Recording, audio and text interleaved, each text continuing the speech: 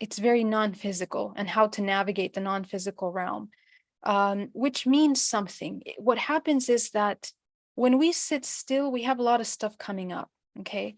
But the intelligence of the body is so beautiful and so complex that every single position that we're in is kind of expressing certain information. When you sit still enough to pay attention to your body and connect with it, Mhm. you learn how to read your body and what you project as you emanate into the field. So it's a very subtle, beautiful language that pay attention to the way that we're sitting or the way that you're moving when this appears.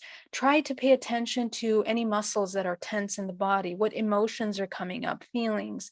Everything is super important because it's like you're tuning in. Remember that we're like a grid of energy. We're basically like a grid of consciousness. And so any single point that we touch when we reach these levels of sensitivity have information for us. So this can be the way that you work with this. And don't worry, if it disappears, it's fine. It's constantly learning how to be in a reading state, but also in ebb and flow, allowing information to come and go as it needs, and just observe, trying to be in as much of an observer as you can.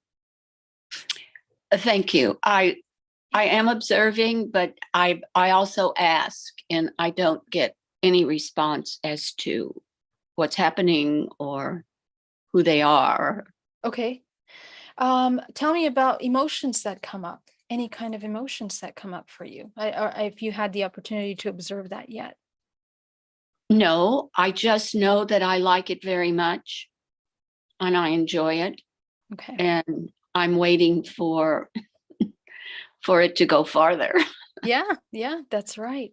And the more neutral that you stay, the more you will see.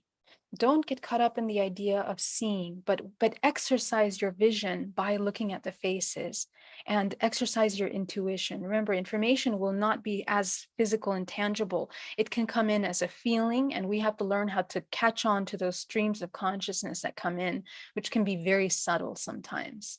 So be in that subtle state as much as possible to tune into it. Thank you. It's great. Thank you. Yeah, thank you. Let's go to questions. We have Sarah, Sperry, and Mark. Jump in. This is Sarah. Regarding meditation, I suffer bipolar. I become very suicidal, and because I cannot sleep. I sleep very good and dream very vivid dreams, but come to a point that I cannot sleep. I was seeing a lot of images, and I will see faces, like she said. I will see transparent people with like color rainbows. I just see the figure or aquarium, even reptilian, but they were like, we're here to guide you and that kind of stuff. But it was so overwhelming that I felt my body was out of my body. I couldn't sleep. And like I had to find a psychiatrist to help me out. And I was prescribed medication that I can sleep at least at night. But I feel like right now I'm with the medication. Now I wake up at 3 or 4 in the morning, no matter what. And I'm getting downloads. In a way, how I can shut it off if I don't want to get downloads. Like I need a break, my mental sake in a way. That's the question. Absolutely. So the question is, how can we shut it down? Is that the Yeah. question? Okay. Yeah. So how we shut it down is a fine dance between applying meaning to what we're seeing and entering state of neutrality. Okay.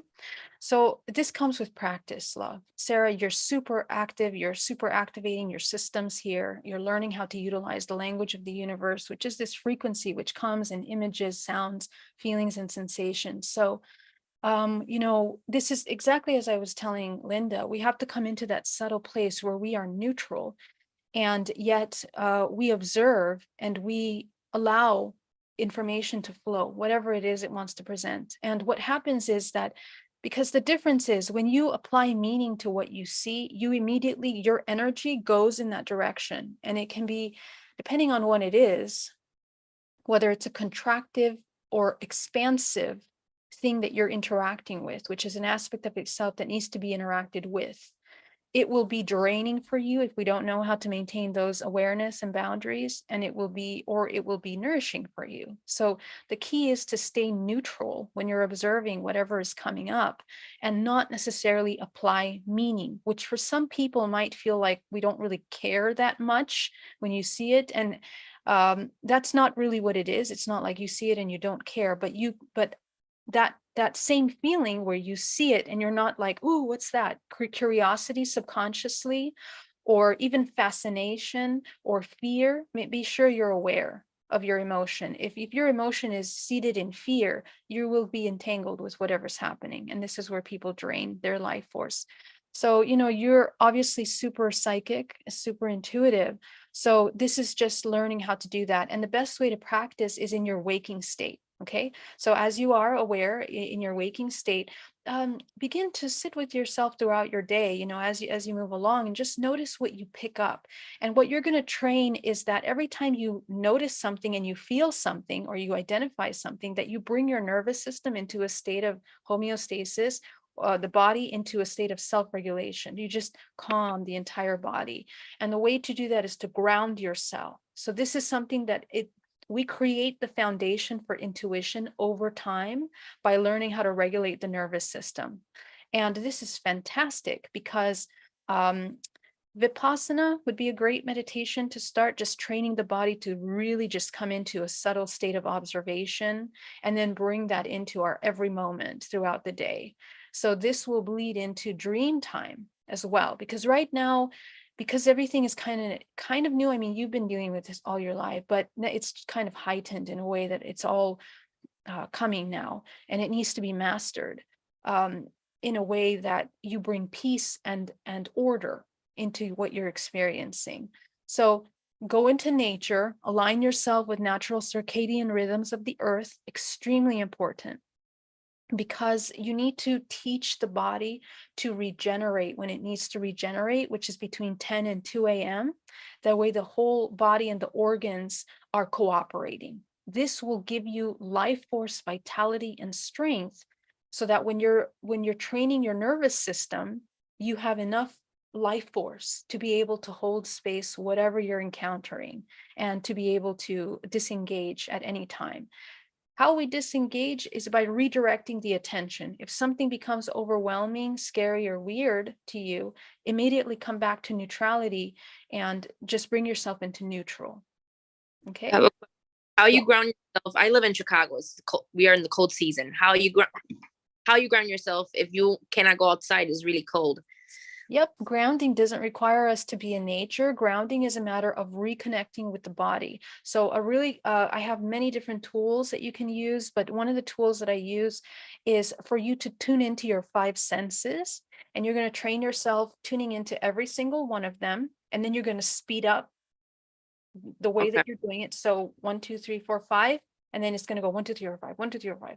And you're going to train yourself practicing tuning into those senses, and you're going to find the observer, the one inside there that is observing all the senses. That's the one. That's the one that we're training.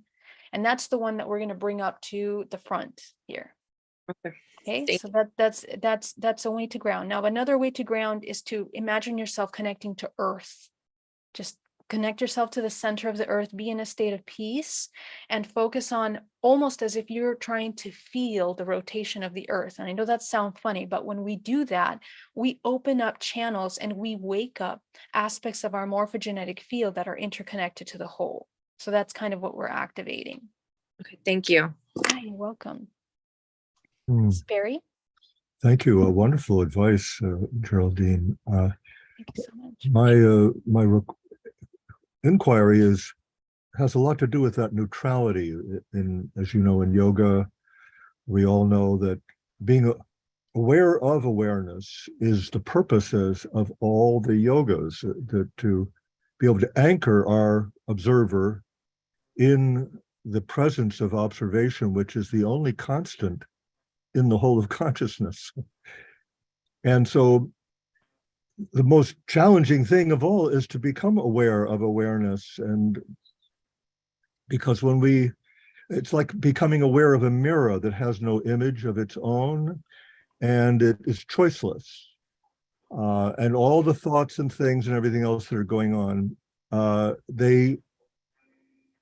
we tend to, or culturally, people all around us and in the world tend to structure their awareness by things and thoughts and activities, by objectifying ourselves, and as an attempt to anchor ourselves in that neutrality.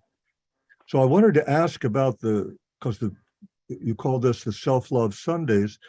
What about the no self, the anatta or the atman, that are kind of different two sides of the same thing? The Dalai Lama and Gautama Buddha, say there is no self. It's not about getting rid of the self. It's realizing that there was no self to begin with, and that could be very frightening for all this multicultural world that we live in the West. We've our religions are very conceptual in many ways, and our society is very conceptual. How do we become my work has been in collective consciousness, how to get groups of people and ultimately 8 billion people to realize this observer that is the only constant in the whole of consciousness, that's the only peace, the only PEACE. And so it's the capital S self, and it's also the small s self, and it's also the no self, that which is not a self. And I wanted to hear what you felt and say about all that, Geraldine. So the no self. Absolutely. Sorry, guys, hold on a second. I'm going to mute this tab. There we go. Absolutely. And I so love that you brought that up, because that's actually, it's like the hidden thing behind this whole thing. The whole purpose of all of this is for us to learn how to embody that no self. That's really what we're doing here, right? And essentially, and that's what we talk about, the neutral point, the 0 point. How do you become one and be able to see yourself as all and nothing simultaneously? That's really what we're here to do. And that's kind of the best way to say it, because it's like, what do you mean be all and nothing simultaneously? When we learn how to access that, how to get into that neutral point, this is where, and this is where you experience the ego death, right? The concept of the ego death. What is the ego death? The one that wants to identify. So the idea is that in this practice, we train ourselves to come back to neutrality so that we don't have to put labels, identities, names, and even working with the personality. That's what deprogramming is all about. You deprogram programs and belief systems, fear-based programs, programs of separation, you name it, all of these major programs that are primarily being filtered through the first 3 chakras, which are our connection to the physical realm, all wish to create compartmentalized views to create a very individualistic idea. And a lot of social engineering plays a tremendous role in creating this idea that we are separate from things, from each other. In many different ways. So we have to break down those belief systems in order to see what is true. And this takes time. We have to go into meditation, reviewing your emotional systems. How did you end up with the programs to feel the emotions the way that you feel them? Because what you might discover by doing this exercise is that even your emotions, we borrow or we adopt the way that we're told we're supposed to express them, feel them, when we're supposed to feel those emotions. So when you begin to go down this path, you begin to realize that a lot of what we are is a product of our environment. It's a product of influence from parents, things that we've learned. It's a product of survival, okay? Because personality and identity comes as a product of the human learning how to navigate an unknown. Since you were born, since the womb, you are learning how to navigate that unknown. So as you begin to, accumulate more and more experiences, and you observe and you pick up cues on how to behave as a human and be able to be accepted, to fit in, that's the illusion, that we believe that we have to play certain roles in order to participate as a human in the race. And all of those become, as you begin to deprogram, they're just kind of illusions. In reality, when you deprogram all of this, what you're going to find is the inner self, which is the soul, which is the essence, is actually very much like a child. It's like an innocent, childlike state of exploration. And therefore, in that state, you don't require the masks that you thought you needed to wear in order to navigate, to self-preserve, or to survive. And this is where, people need to make friends with the unknown. And through that, you become friends with vulnerability as well. Coming into your absolute authenticity for people in our world may seem very vulnerable. So this is where we create that foundation that I was mentioning earlier through meditation. It can be through Vipassana, of learning how to regulate the nervous system in a way that you can be completely authentic with yourself and hold space for yourself at all times, and yet feel safe. Right. So that's the thing. So knowing that in any unknown situation, you are your provider of everything that you require. And it's not about fitting in or trying to follow the cues of survival, which we've adopted. So I hope I made that kind of clear. Does that kind of answer the question? I'd like to ask one more element of this. What about mirror gazing as an exercise? I find that for many people, if they can find the observer in the receptive, reflective reflection of the mirror, then they can find the observer, which is normally, where is it? I mean, there's thoughts are here, and then there's the ideas are there, but where is the observer? And so to be able to see in one's own eyes the observer outside of oneself, one can anchor that which is really dimensionless or immeasurable and indivisible and constant outside of themselves in their own reflection, and realize that the observer is like the mirror. It has no image of its own. It's choiceless, and it is the only constant. And Yeah. It is breaking the habit of being identified with who we think we are and what we think we're doing. So what do you feel about mirror gazing as a way of learning to perceptually, through experiencing, because we learn everything through experience, anchoring ourselves in the observer, observing the observer. So where the mirror, as a metaphor for who we really are, when we step in front of the mirror in our bathroom, instantaneously the mirror is receiving and reflecting us. But if we're not noticing our mirror-like observing nature, we can get lost in the forest among the trees very quickly. So anyway, love to hear what you feel about that. Exactly. Yeah. And mirror work is one of the main sections of the self-love course that I have and that I teach, because it is profound. It is profound the way when we look into a mirror and you begin to look at yourself, there's a process, an emotional process to that, because as you stare at yourself in the mirror, you will begin to uncover parts of you that you didn't even know. And for some parts in the beginning of doing this work, you might even feel terror. I remember when I first did this, I felt terrified. Yeah. Because you begin to recognize the fear in your own eyes, in your own self, how much fear plays a role in all that you are. It's really profound. So yeah, and I think I have a couple of videos on YouTube about mirror work that I really advise any of you that are doing some self-love training to learn how to do that. Because as you observe those layers, you begin to see what you project to the world, and also what is being shown. We express more from our subconscious mind than we know.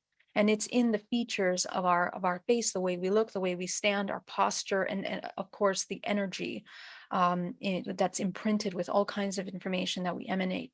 So coming into the observer in this technique is really important, and in itself it's an entire journey of learning how to accept yourself, accept the flaws, accept the fears that you find that are being reflected back at you, insecurities. I mean, so much can be unpacked. So yeah, that's an amazing technique. Thank you, Sperry.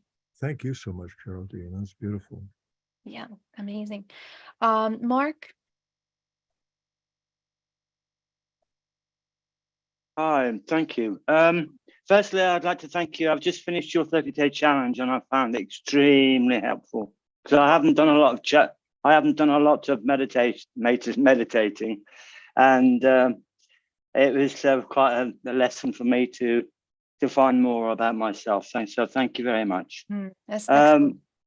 At the moment, I'm working with earth energy and I'm working with a vortex. I've had some success because I feel my calling is to be in relationship with the earth.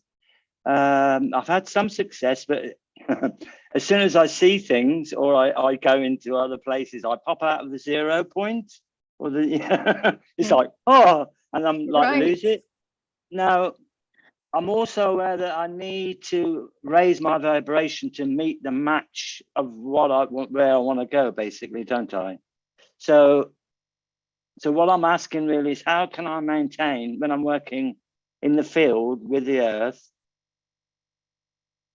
I know it's a lot to do with how you feel at the day, the vibrations and how you're matching the earth of that, the area of that earth. But I was just, my curiosity is how I could possibly maintain a more centered 0 space in myself.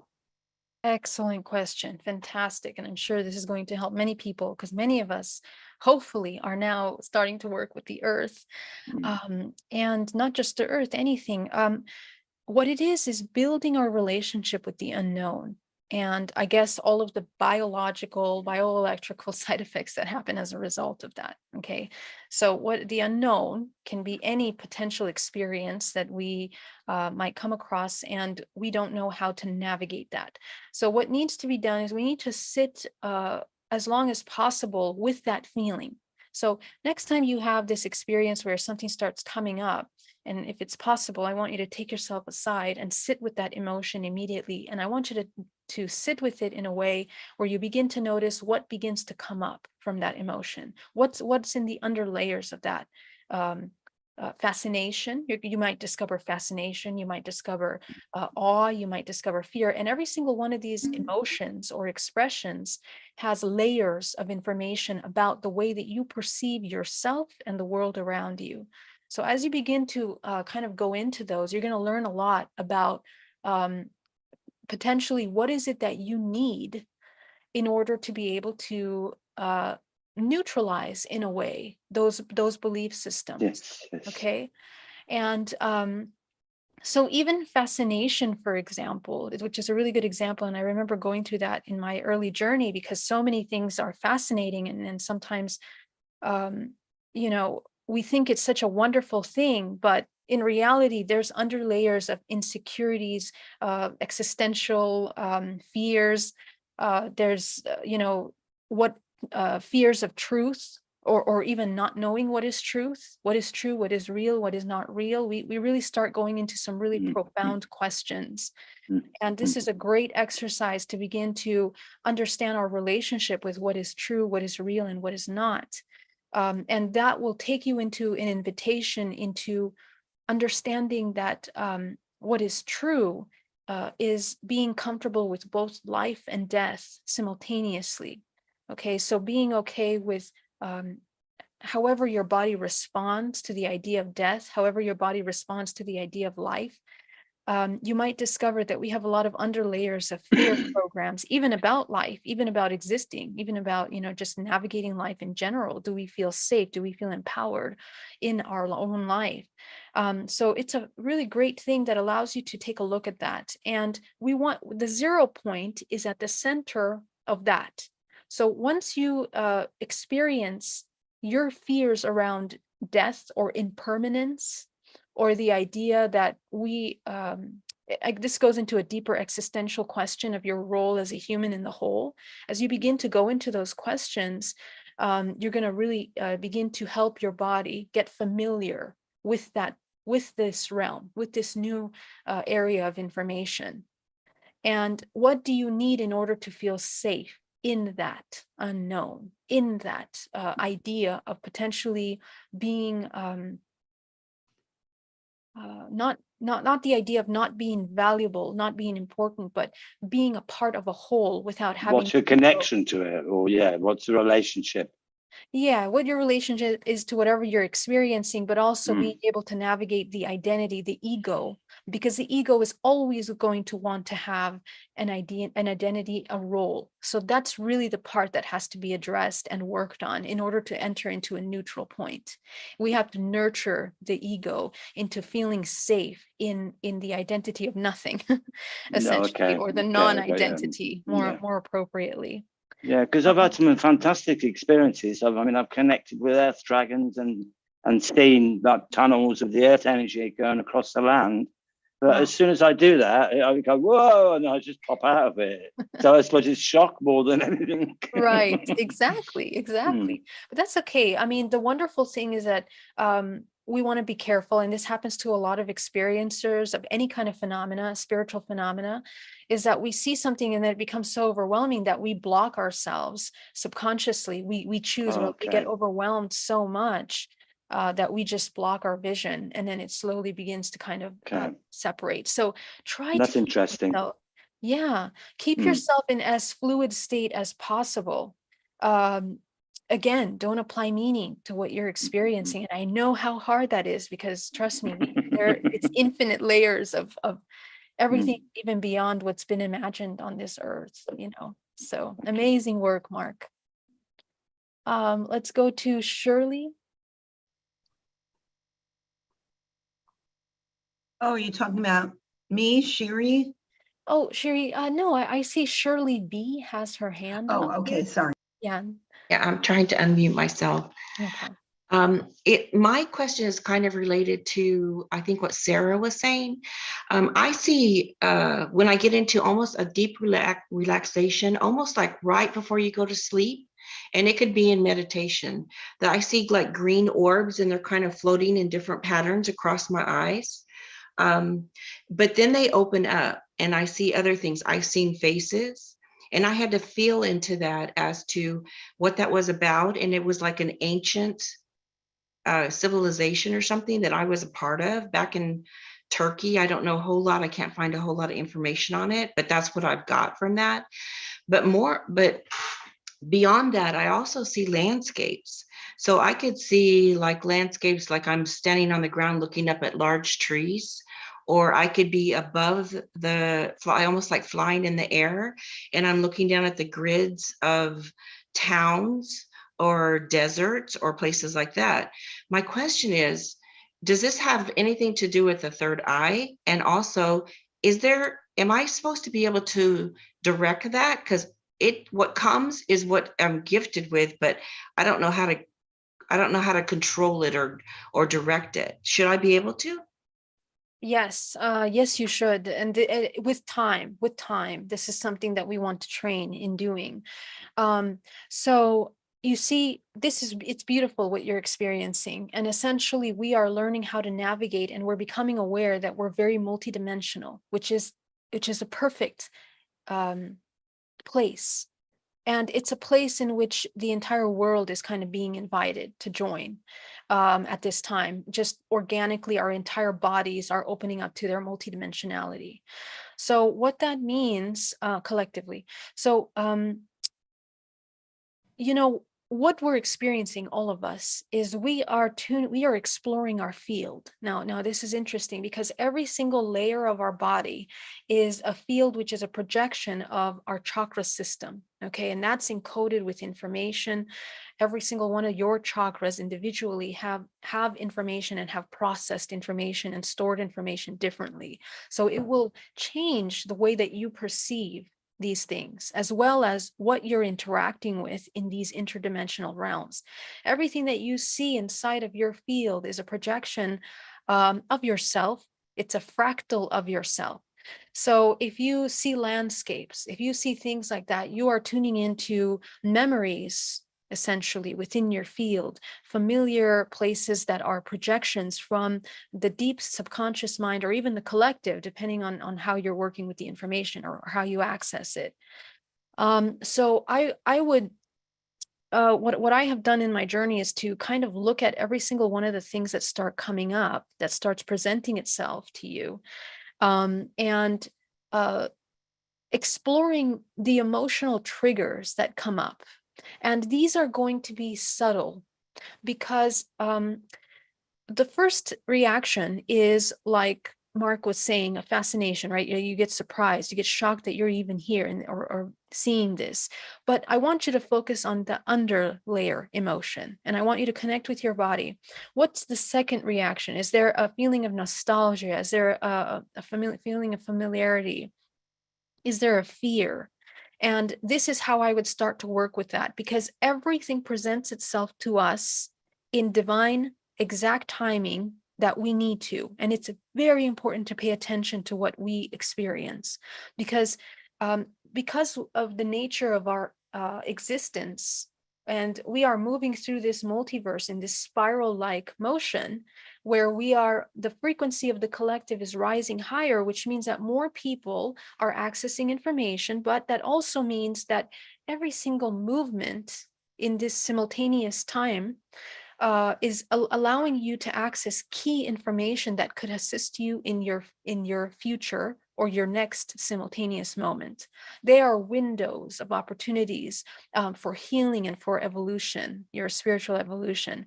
So pay very close attention to what you see, that landscape. Understand your connection by your emotional body. And if nothing comes up at first, it's not something you have to try. Again, it's something through observation that you begin to notice your reactions to what's coming up. This is like the second layer to what we were talking about with Mark. Mark's question would be the first layer. This would be the second layer, that once you're beginning to create a nice solid observer, that you begin to notice what your relationship is. And essentially, all of these visions give us an opportunity to train ourselves with our relationship with the unknown. That's essentially what's happening there. Does that help, Shirley? Yes, but does it have anything to do with the third eye or no? Oh, absolutely. I'm sorry. Absolutely. Now, well, I guess I would have to explain the system of the body. You've activated your third eye, but the third eye system, I mean, we have three main systems in our body: the lower, the mid, and the higher dantian. So as you are cleaning out the lower dantian, which is your root, sacral, and solar chakra, deprogramming and trying to bring that into a neutral state as possible, you're going to activate and open up your heart, your throat, and your third eye. I highly suggest that when you're meditating and accessing this information, that you bring yourself into reading state. Are you familiar with reading state, Shirley? I'm not sure if it's called what it's called. I mean, I'm not. Oh, okay. Specifically, what I teach on my channel is coming into a martini glass position with your energy body, which means that you shrink the first three chakras down and you open and expand your heart, your throat, and your third eye. And what Yeah. this does, yeah, excellent. It begins to allow you to activate your higher faculties, but more importantly, creates an interconnection in the vibrational frequency so that you can channel source more easily through your body and anchor it. That's very key, that you anchor yourself to the center of the earth through your source cord, so that when you are accessing this information, you have the life force to sustain you in a place of neutrality. That's really important. So it is absolutely the third eye that has opened, but you have more than your third eye open because you're able to see these things. Just FYI, you're already accessing the seventh and eighth dimensional layer of yourself, which is basically the Akash. Because what you're looking at when you tune into landscapes like this, you're tuning into the collective. You're already reading your holographic DNA system. Right. I've been doing this since I was like 13. Amazing. Yeah, Right. I've been So, doing, yeah, and I don't want to take up too much time, but I've gone through kind of an initiation where I've done all the chakras, and I was kind of told that the first three chakras were locked down, or not, I don't want to say locked down, but kind of sealed. Have you heard of that before? so It like go ahead. so it's like, and I've gotten to the point where I've embodied the higher self, like I can see the light all around me, like fully around me. Even when I was sleeping or something, I could wake up and I could see the light was all around me, or I could see like in the dark, like it was almost like having infrared I could see like that. But is that possible that the three lower chakras could be somehow, I don't want to say locked, but sealed, almost like where you don't have to go back and do anything with those, the fear and all that's gone? Because there's initiations that you go through with the chakras. There's like the where you're tested as you go through the chakras. Like for example, the throat chakra, you'll be tested to whether or not you tell the truth. Because it's about you'll actually be, I've been physically tested with physical people. It was amazing.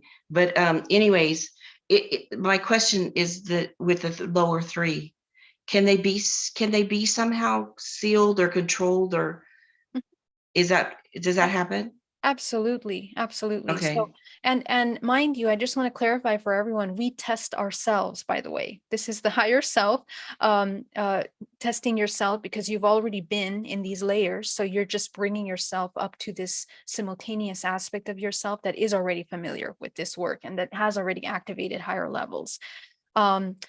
But yes, essentially our chakra system can be blocked. Definitely, we can have paralyzed chakras, and most humans primarily paralyze the back of their chakra system, and in severe cases, both sides. And this happens because we come into hypnosis or we come into states of deep unconsciousness. We want to disconnect from the body. Depending on how the information is expressed in the body, we don't want to be in the body. And a lot of time we're hovering up here because of trauma, fears. And what happens is that the chakras, because it happens to psychic people too, because at an early age, because they pick up so much information and they get fearful of it, or it's not felt welcome, they begin to suppress what they feel. They begin to suppress their emotions. They begin to stop acknowledging the way that they feel. And this is where we need to remember that fine line in between observer and neutrality, okay?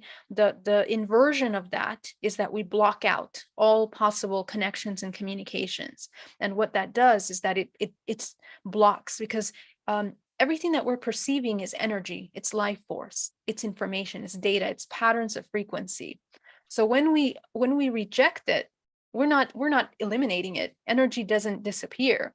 It basically stores, but within the body. And so the most of the time we end up storing it here in the back of the chakra, and eventually it becomes so stagnant. It's not just the chakra, it's the entire layer of the body that is being stagnant with life force, with lower density. When we reject or we deny something about ourselves, it begins to lower its density over the amount of time. The more that we reject it, the more dense, and essentially it becomes crystallized within the field. The crystallization of rejected aspects of ourselves essentially block the channels of life force that move into that chakra, and it becomes stagnant and then paralyzed, that can't move.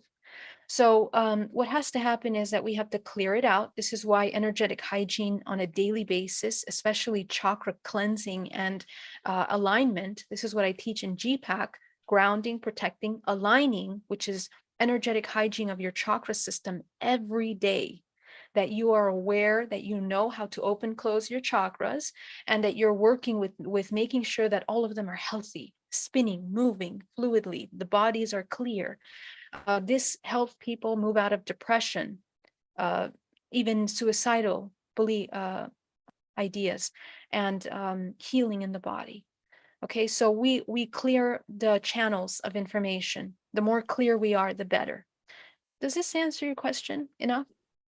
Yes, but it's not really. It's what happened is that it took me about a year and a half to go through all of my chakras, and that's what I'm calling like the initiation, because there's what they call the ring past knots. So anyways, so I went through all of them and cleared them, and there was many layers and a lot of surrendering and a lot of that. But when I got to a certain point, and I've had like the Kundalini and all of that part of it, I guess.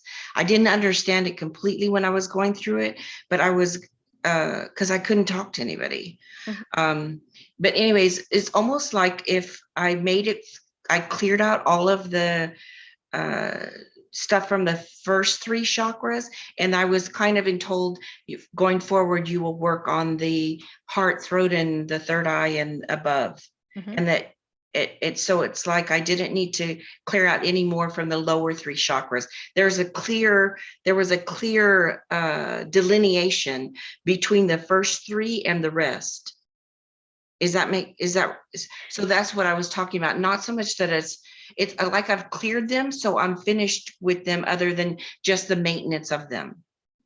I don't know if Yeah, kind of true. But we never really finish clearing them, my love, because there's always Okay. going to be new octaves that we need to clear from. so that okay. Yeah.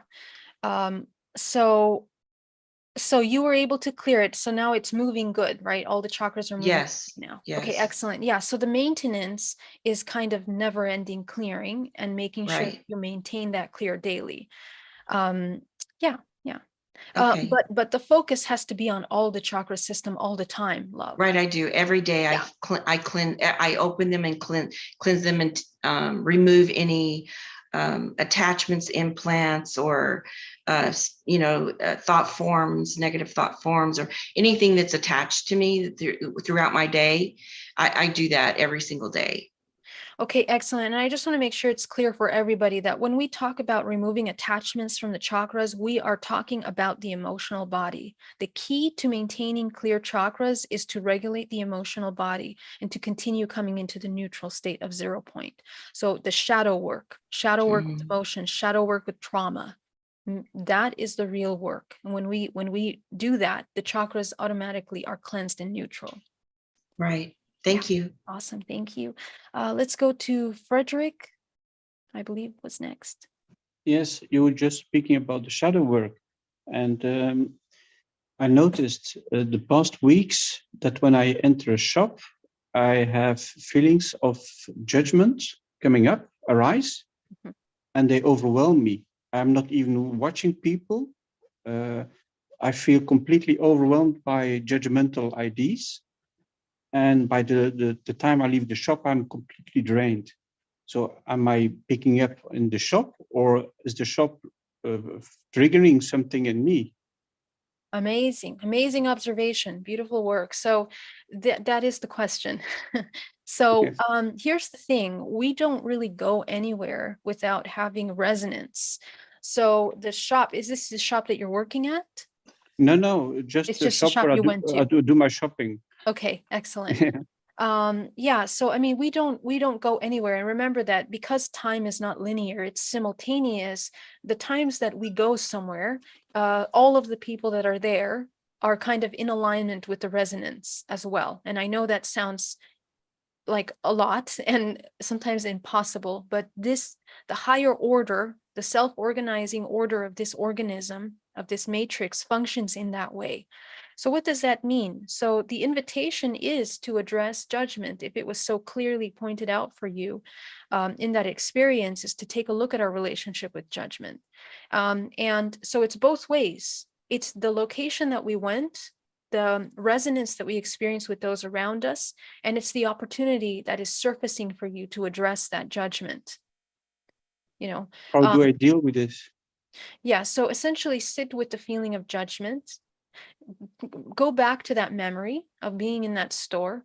Be absolutely still. Allow yourself to come in back to that moment of judgment and feel that emotion completely in your body. And what as you observe that emotion in your body, notice what your body's doing. Does it contract? What part of the body tenses up when you think of it? And go to those parts of the body, sit with the discomfort. And as you sit with it, describe the discomfort in emotions. You can have a notepad next to you.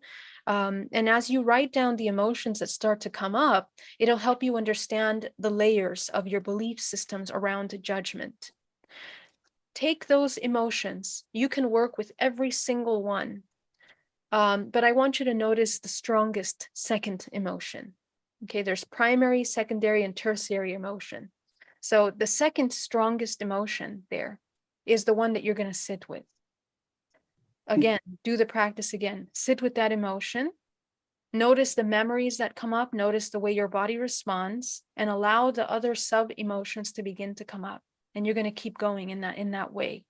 The key is that the third emotion that comes up, I want you to notice how familiar you are with that one and see what memory comes up. I want you to take yourself back to the very first time that you experienced that emotion to understand the root where that perception comes from. And you can work with that memory. You can see yourself and you can identify what that self during that first time needed. Why was this experience so unknown that created that judgment reaction?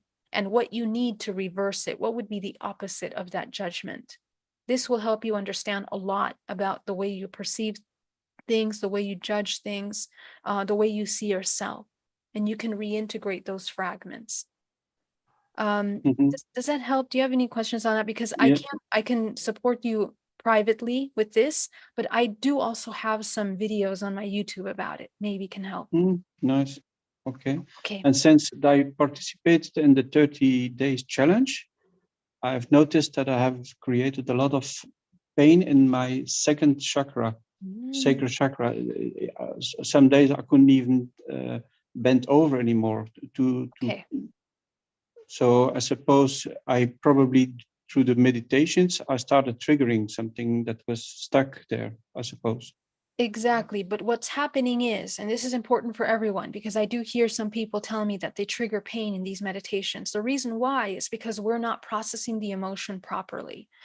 We are either in resistance of what we're seeing come up from emotions that come up, or we don't know how to navigate them and they become overwhelming. So that will stop because you're opening up energy systems. You're opening up stagnant information. So when you open that information, it's very important for you to feel the emotion in its totality, the entire journey. You have to sit with it until it begins to no longer dissolve. You see, when you sit with an emotion, what you'll notice is that at first it's going to be really strong in your body. But the more you observe it, this is the key. You are observing, not feeling, not feeling.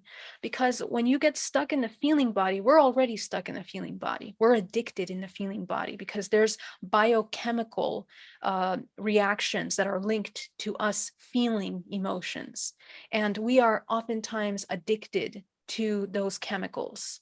And states of stress, states of survival, states of fear that are subtly triggered by certain emotions. So we need to break that pattern actually. Okay. So the idea is to move out of the feeling body, feel it for a minute just to know what it does. And secondly, you come into observation, absolute observation. This is a different thing. When you come into the observation of the emotion, now there's the observer that can observe your body having it, and you're going to see that the lifespan of the emotion becomes very short. That's when you know that you're properly receiving the information.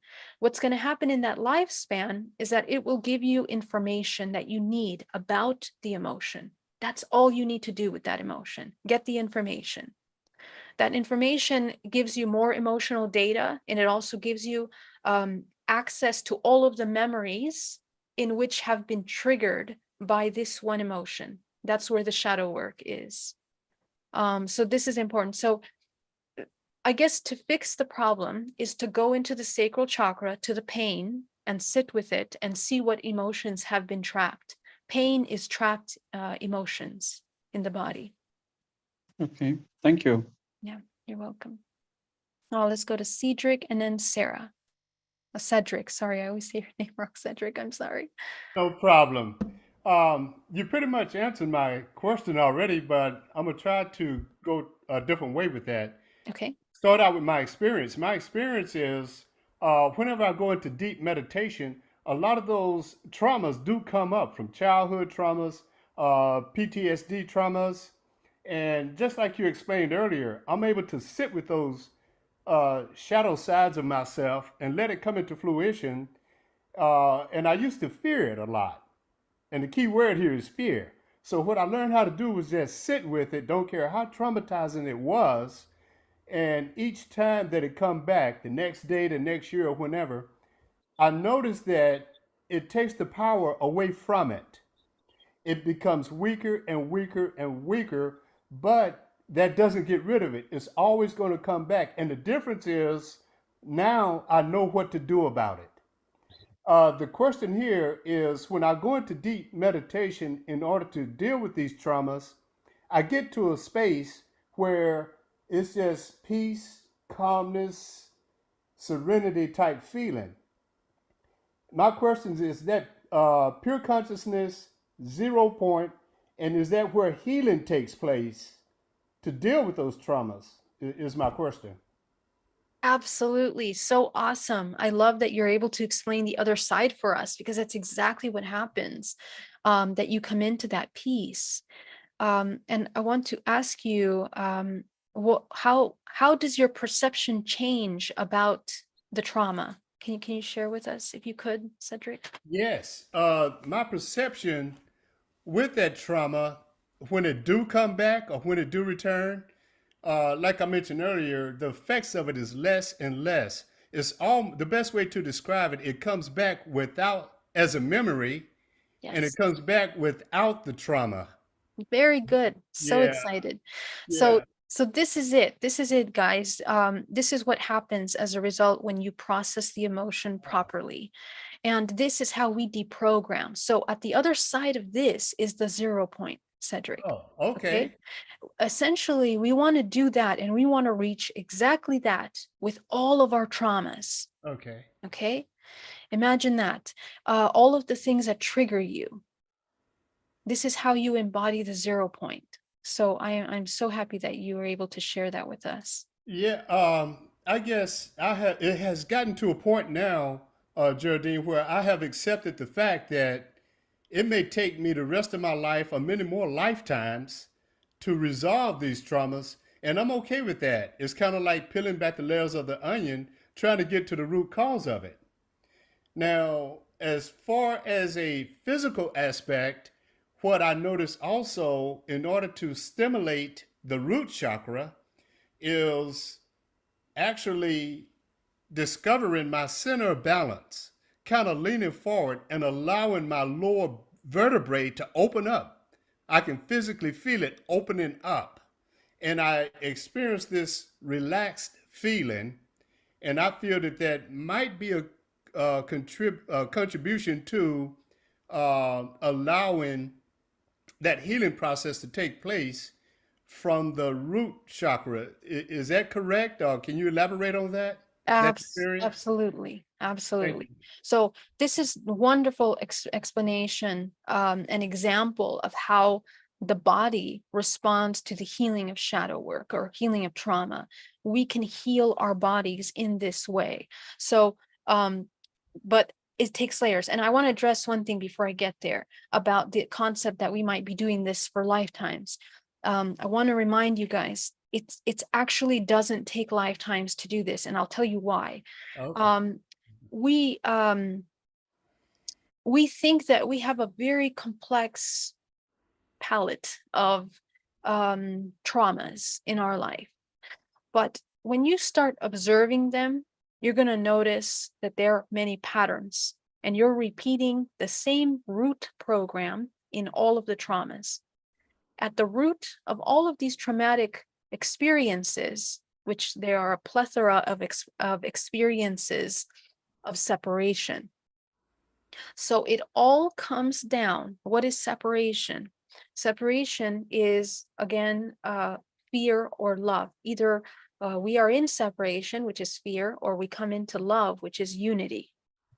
So all that we're going to end up doing, you can review your traumas, is once you understand how to come back to love from fear, it will be very easy to begin to dissolve the rest of your traumas. Very easy. And you can apply the same formula to all of these traumas. The process of going from fear to love will educate you on the specific emotions that come up through that trigger.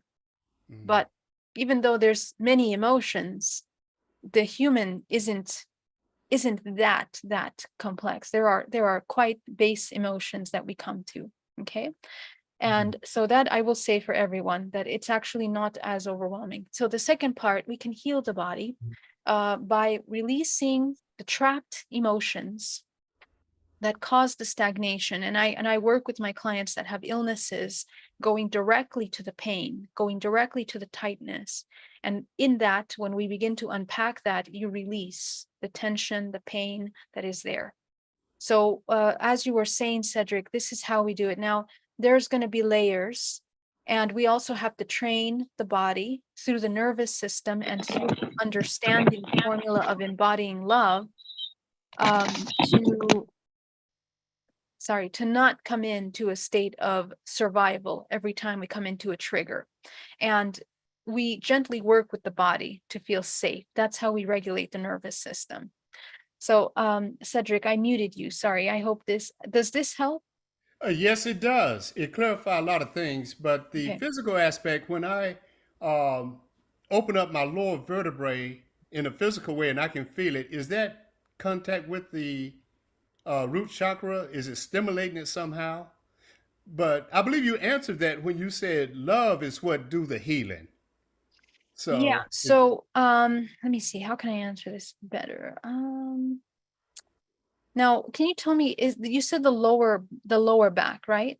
yes, the very lower portion, because I feel, I guess is what I'm trying to say is opening up the vertebrae allows that kundalini energy to flow from the lowest portion of the base of my spine all the way up to the pineal gland Mm-hmm. For healing. Mm-hmm. So, is there a relationship in a physical sense? Absolutely. That's what I'm asking. Absolutely. Yes. And so every single one of the vertebrae is interconnected through the nervous system to the different organs. Oh, okay. So what I would pay attention to is notice, because you're very aware of your body, which one of the vertebrae feels that it's still trapping information, if at all, and take a look at that connection to the organ, and then that will help you release the emotional programs that are there. And every organ has specific ranges of emotions that we process through there. Mhm. But yes, when you do this shadow work, you're working with many organs at once because information is layered, and that will allow you to clear and allow you to raise that fluid up your spine very easily without physical side effects that cause pain or some traumatic kind of side effects. Thank you very much. Yeah. Yes, that definitely answered. Thank you. Okay, good. Thank you so much, Cedric. Let's go to Sarah. Sarah, did we answer your question already, love? I can't remember. Yes, you did. I comment on the message. By any chance, were we clearing our chakras and everything? By any chance, anyone experience like we're ready for the next level, but our family getting like spiritual attacked? The family is getting spiritually attacked? Yeah, like demonic saying things about me, like, oh, she needs to break the altar, blah, blah. She's doing something demonic. And I'm not doing nothing demonic. It's just me cleansing my energy. I'm ready for the next level. But I don't know or it's my higher self is attacking them. Like you said, is it ourself? Yeah. And all.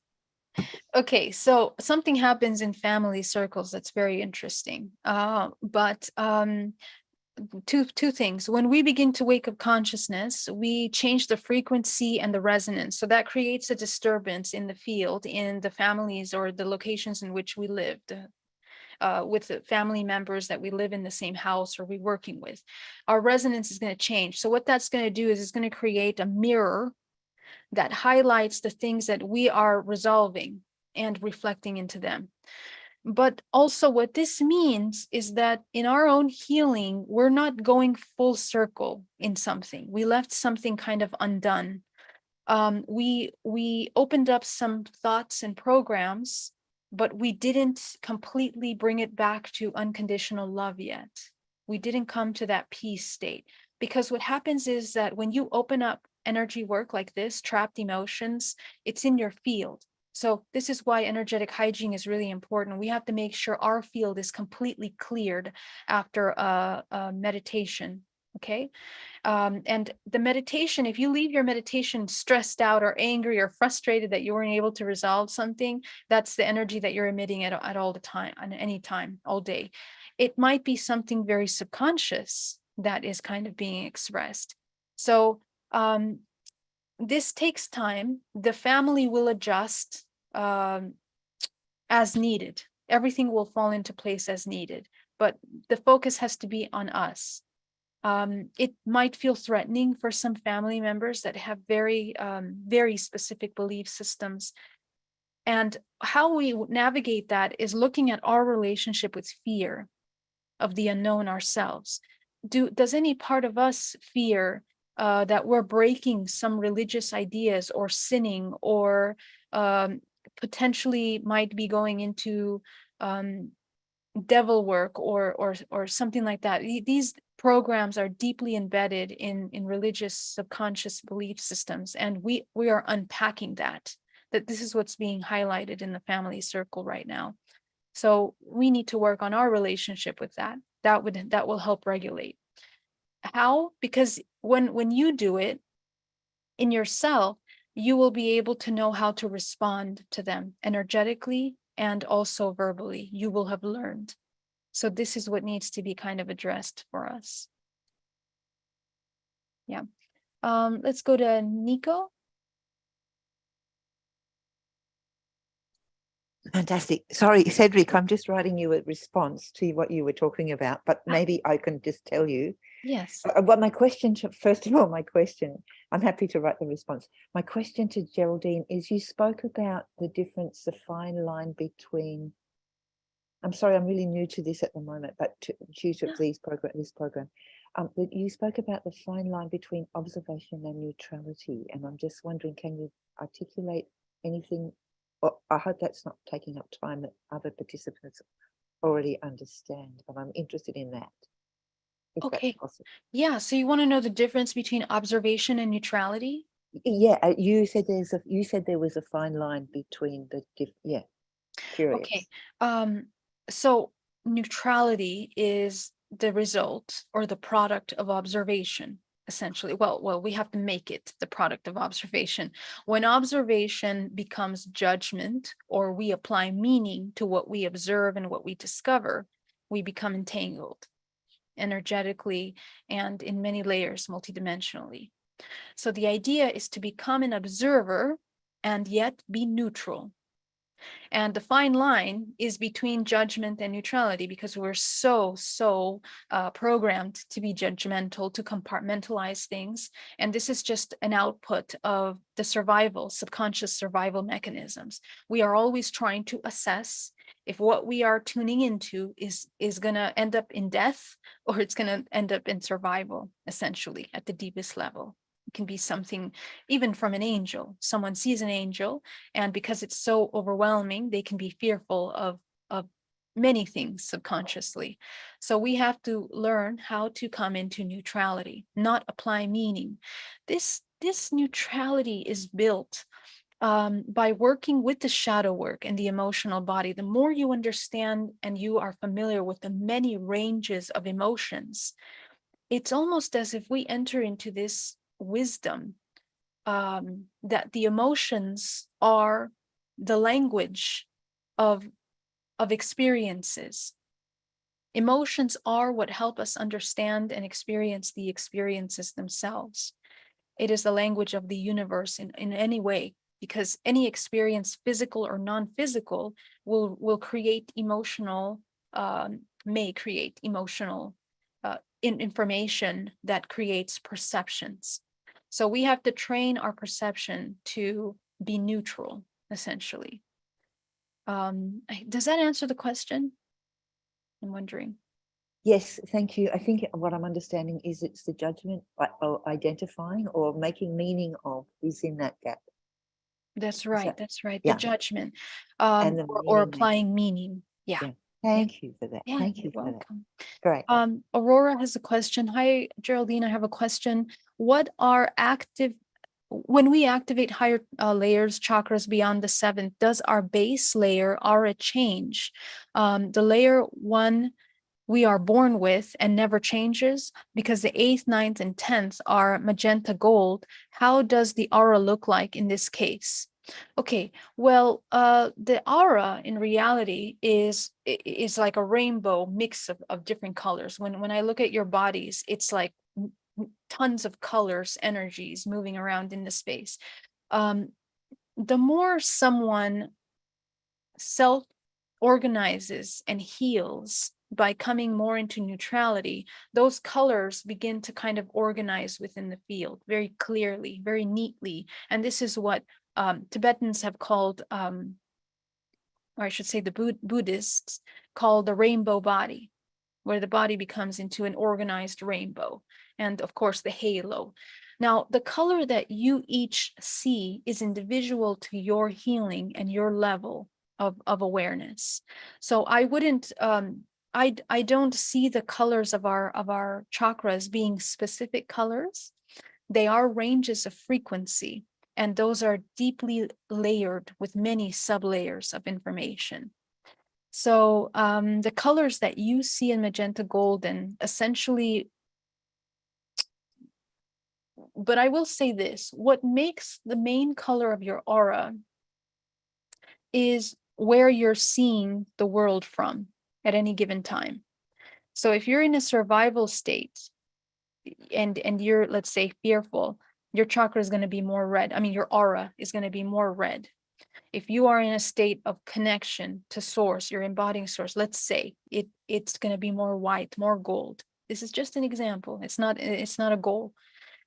So that's how I would say those work. The higher we activate chakras and the higher our perception starts to look down from 17, 18 chakra, actually the more neutral you will feel. You will actually feel more neutral, and you'll also look more neutral. Okay. Your next question, how can we know which ray we belong to or incarnate under? On my spiritual course, I discovered that I am from the violet ray. To my own knowledge and experiences, do the main roles of people with this ray. It's about transmuting and transforming lower energies into light, a fundamental inner alchemical work. Is that right? Thank you. My love, I'm not very familiar with these rays, that specifically what they mean or who made them. But I'm getting a sense that probably what they might be discussing, I would need to know how many rays and how they qualify and organize this information. But the way I see it is that we incarnate with a very specific vibrational frequency. So I'm thinking that's what they're talking about. And so that vibrational frequency is a resonance to the families, which means that we have a purpose, quote unquote, that we have the ability of experiencing in order to transcend and expand. Now, generally, every single human is learning how to come back to unity. And I would say that this is how I would classify everyone's purpose, is how to become one with all. And the other thing is that when we are waking up, we are not married to just that one vibrational lesson or experience. We have to go through all the human ranges. And depending how many lives you've had or you're existing in simultaneously, some people have more that they are kind of moving through simultaneously than others. Okay, so it depends on also what your journey is about. Hope that answers that question. Lisa. Lisa Lee, me? Lisa Lee, yes. How are you? I'm great. I had a question went back. I think you may have answered it, but first and foremost, I want to say out loud to the group in the self-help is that my session that I did with you, and I don't know how many people here have done work with you, but at a pivotal time of my own sort of trying to move through something, and with my continued practice that I've done both before, during, and after, what I initially came to Geraldine with, although as we've discussed, there are layers, I have managed to be able to be in strong connection with my capacity to heal. And I don't, and to preface this to say is had a mild traumatic brain injury and post-concussion symptom or persistent concussion symptoms. I'm not in pain anymore. And this was over 3 years, or 3 years. So just to say that its work is real, and then to secondly is that I love the work that you do, Geraldine, because while there are many modalities and there's a lot of vernacular out there with how you come from your experience with this. And this is what makes this so genuine, is that you speak from this. And I really appreciate that. Thank you, Lisa. That's amazing. Yeah, it's entirely different. And there are a handful of people out there that are the real deal and have created their own language around this, but this is what I appreciate you for. So listen up, all. My question is, when you were addressing primary, secondary, and tertiary emotion, so because I love systems, I had a question in my wondering is it we go to the secondary because the primary is maybe so charged that we might not be able to sink into, so that we land in the secondary to kind of get the ball rolling, to keep it in simple terms? Is that why you're choosing? Amazing question. Never been asked that question. So important. I do have a video about these layers of emotions that I can put in the chat, but I don't think I answer this question. Okay, here's the interesting thing. How programming works, it's accumulative, okay? When we are in the womb, we initially create a perception based on the environment that's provided for us in the womb by the mother, by the father. But it already seeds a perception, which is in connection to this vibrational resonance that we come into the family. It's expressed immediately. Your mission here on the earth, mission, quote unquote, what you're going to be working on. And that perception when you come into the world. So for example, you're not really wanted. Let's say the mother is so overwhelmed, she doesn't really want another child, and she has the child. So the perception is embedded in the DNA of this human that believes they are not really wanted subconsciously. And from there begins to build the layers on top of that perception as the child begins to navigate its early life. So these layers of perceptions that begin to build from that moment go deeper and deeper into the subconscious mind. They become personalities at that point, survival mechanisms, and things that become suppressed are suppressed as a result of those survival navigation. So when you do deprogramming, what you're looking at is you're looking at your journey of suppression, your journey of how you come to the perception of the personality that you've created or the mechanism that you've developed. So primary, actually, the way I do it is, it's actually the other way around. But the primary emotion, let's say it's the layer emotion. It can be someone that says, I'm happy all the time. I have no fear, no problem. I'm great. We go into that emotion. When they begin to uncover it, they discover, oh, wait a minute, there's a little bit of sadness down there. Okay, get into that sadness, because that will lead you to some really interesting information. So that would be the secondary. Okay, they go into the sadness. They sit with the sadness. Oh no, I feel unwanted and fearful. Okay, so they get into the strongest of those. Now, the reason why we pick the strongest is because that is the one that is in the layers of your body. If you were to look at a body at the same time of doing this, if you were looking at a brain, you would see different parts of the brain lighting up with memories from the muscle memories of the body and the nervous system and the organs. All store this memory in your body. So those parts would begin to light up, and you would be going uncovering until you get to the root, and the person discovers, oh, this my happiness is tainted with sorrow, because as a child, every time that I would be happy, I would be told it's not okay to be happy, it's not safe, or it's not welcome. So right there is the root. So we have to get to that child and help them see truth. What is really true? Is the perception we received true, or was that the adopted perception from the family as a result of survival? So when you broaden the perspective of that part of you, that's how you begin to enter into that neutral state, because you realize that that one adopted perception is not the ultimate truth. There's many truths, and you get to choose which one you wish to adopt and experience as yourself. So this is how you train yourself into neutrality. That's beautiful. That's that it has been impetus to me making some particularly challenging decisions of late, from a place of deep love and care, and to end cycles that would otherwise keep me repeating, or any of us repeating, emotional things that get stuck, because I started to say, since it's Self-Love Sunday, it's like my body is more important to me. And you have said before, just stay in your healing. And it doesn't mean life has to stop. It actually means if you stay there, that there's more, and it's really, there's more for us, So Exactly. yeah, I appreciate that, because it helps me distinguish as I continue to do the work. But big love to you, Geraldine. Thank you so much. Love you. Thank you so much for your light and the incredible work that you're doing. You're such an inspiration. Really, it's amazing. Thank you. Let's go to Venusian here in the chat on YouTube. Says, after years of suppressing my anger, I'm now experiencing anger and I feel it very often. I suspect it's a phase. What are your recommendations for moving out of anger?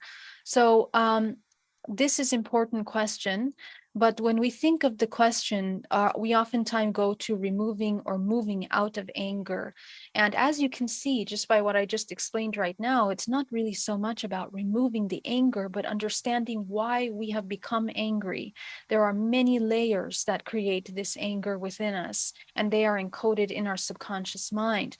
They can be very profound wounds.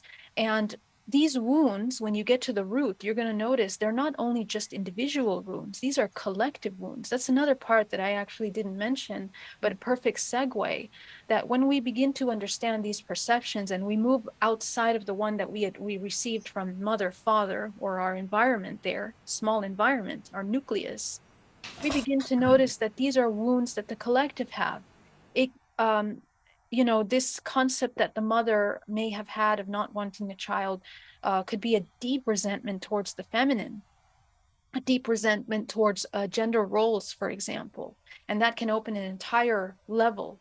So this is how we expand our perception also, and this is an important part of the deprogramming process, that once you begin to uncover your own nucleus trauma, you're going to notice how you're interconnected to the whole, because you're going to notice that many women, for example, the divine feminine has been suppressing certain belief systems and emotions within them.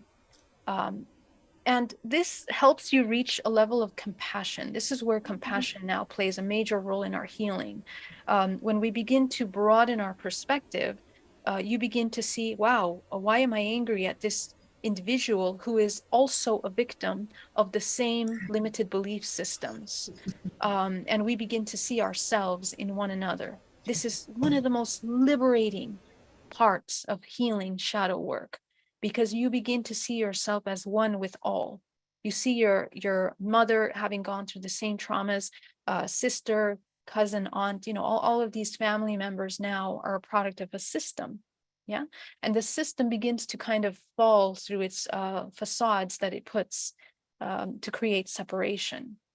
So this is the best way to address anger. Understand where it's coming from and notice the generations. We are a product of many generations of information that cause us very deep suppressed angers. So the earlier we begin to work with that information, the more we move our entire human race into unity consciousness. And this is a big theme for this year, working with anger. This year will be big on anger. Okay, so excellent question. Very good, guys. So let's go into our meditation now. Sperry, did you have a question? I'm sorry, or was your hand still up? Yes, my hand, I took it down and then I put it up because I had Oh, another okay. question. Got it. If I may, thank you. Yeah. There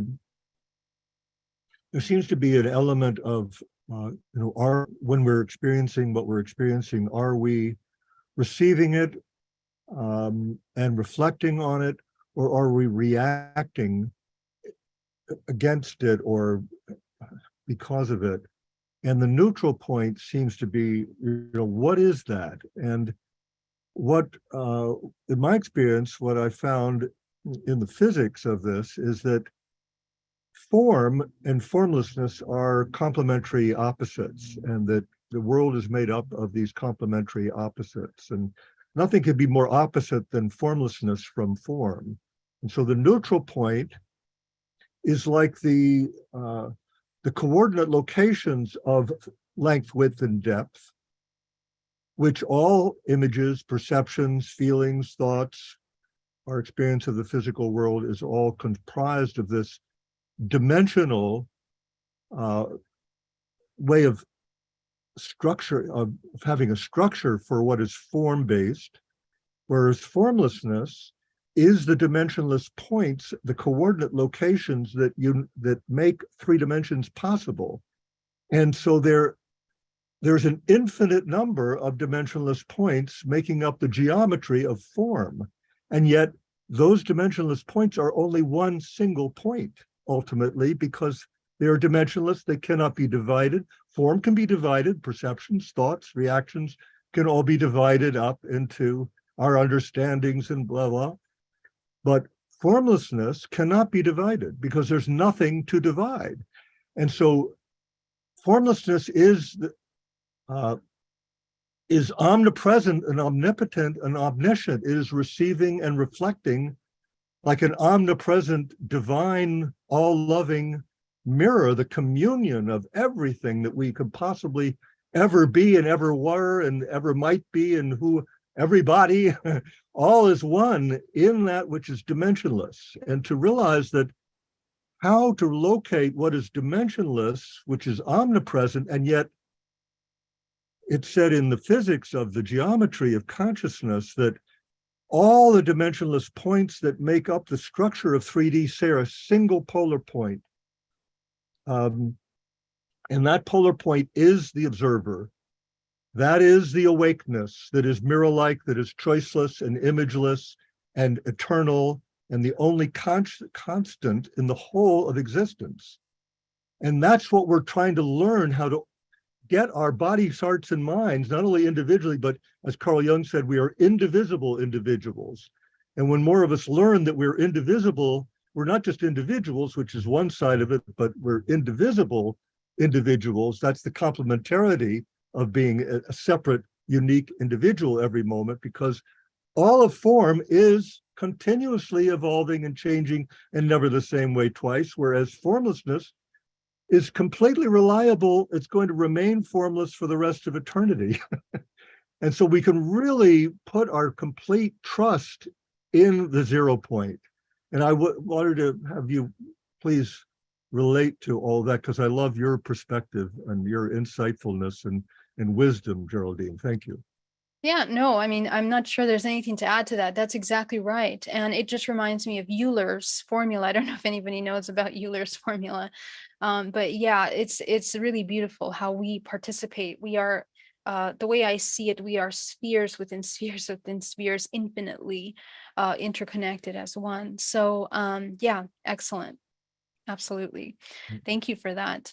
All right, so let's start with our meditation, my loves, and let's get into it. So let's go ahead and take a nice deep breath, breathing.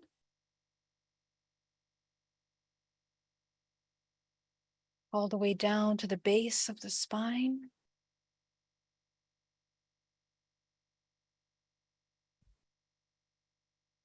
And bringing yourself into that still point.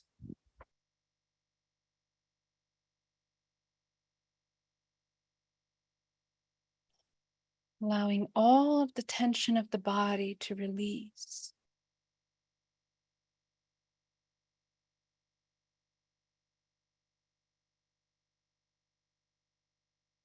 Gently moving the pupils of the eyes towards the middle of the forehead, very gently.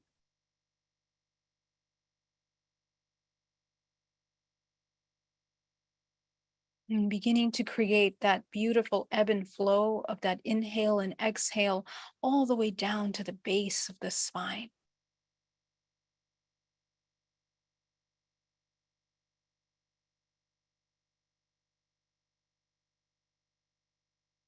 With every breath you take, allowing yourself to go deeper and deeper into a state of complete relaxation, complete calm.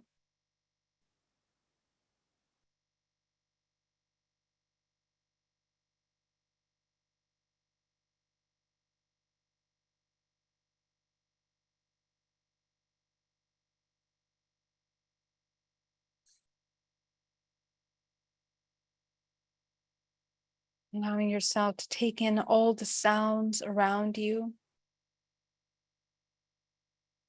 And working with the nervous system and coming into a state of complete calm and observation.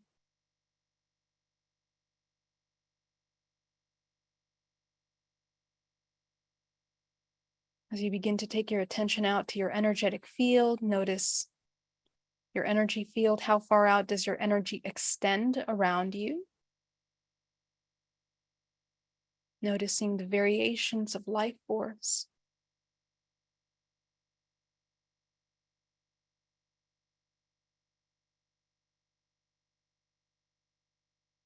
And you're going to become aware of the first layer of your body. Go ahead and tune in to the expression of the root chakra. Focus on the root chakra.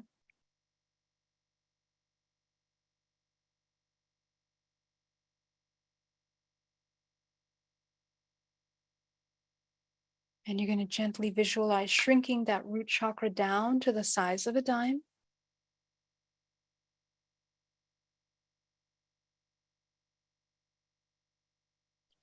And we're going to clear this first layer of our body. So go ahead and see the first layer of your body closer to your body now. And I want you to clear it out, almost as if you're using one of those squeegees to clean a glass window. You're just going to clear it from top to bottom, any debris inside the first layer of your body. You can visualize sending it down to the center of the earth. The earth functions like a recycling mechanism, transforming death into life,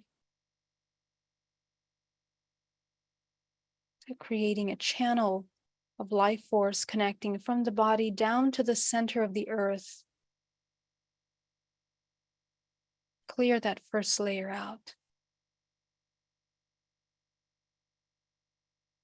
And you'll begin to notice the feeling of more expansion, peace, harmony.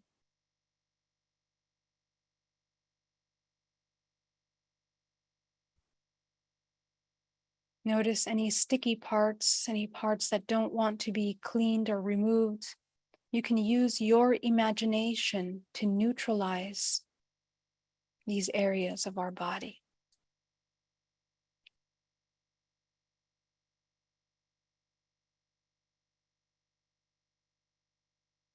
What keeps them there is parts of our subconscious mind that still believe that we need protection. Something is being protected by the use of this blockage in our body. So we also are working with our subconscious mind, bringing it into a state of peace, acceptance, and neutrality, knowing that it is safe. We are safe.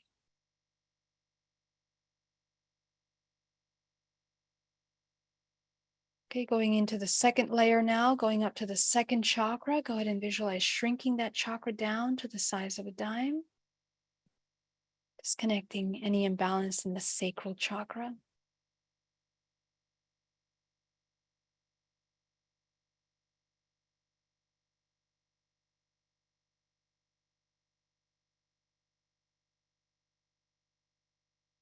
Clearing out the second layer of the body.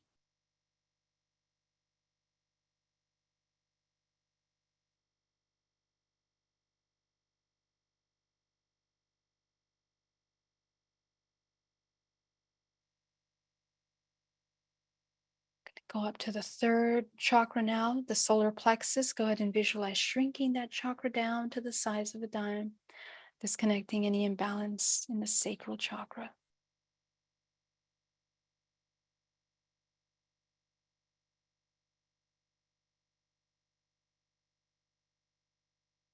Clearing out the third layer of the body.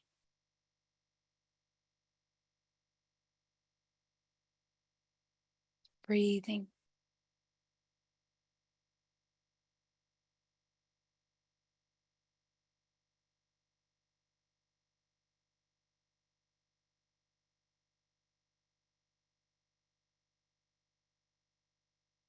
We're going to go up into the fourth layer of the body, into the heart chakra. Go ahead and visualize expanding that heart chakra, opening the center of unconditional love and coherence.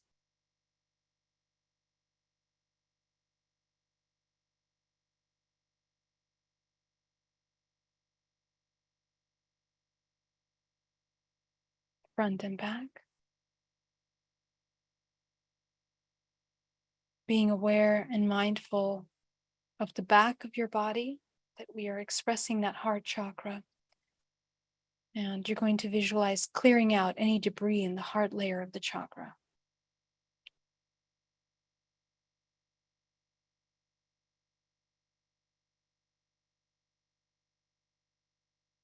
And let everything go, anything that's been accumulating, stagnating over the past week.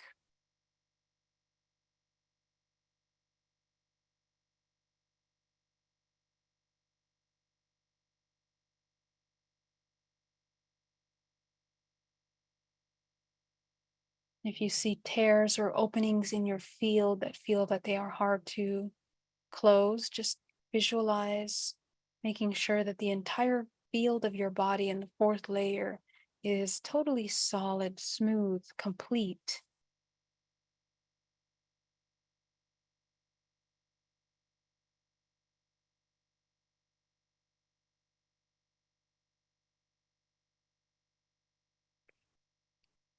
You're going to go into the throat chakra now. Go ahead and visualize opening that throat chakra as wide as possible.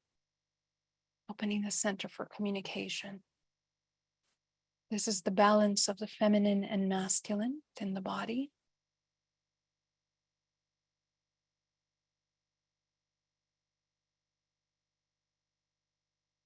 Allowing yourself to expand this field in all directions around you.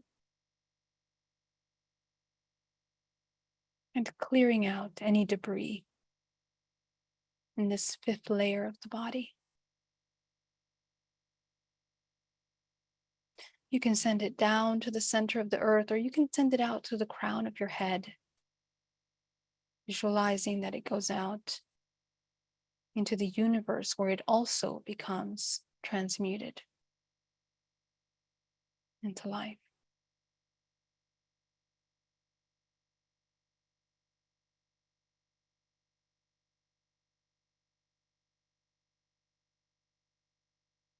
I'm going to go up into the third eye now. Go ahead and expand that third eye, opening the center for intuition.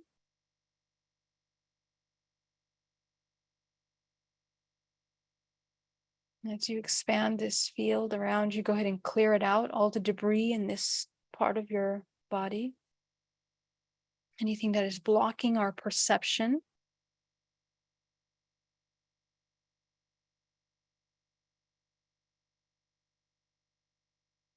Breathing.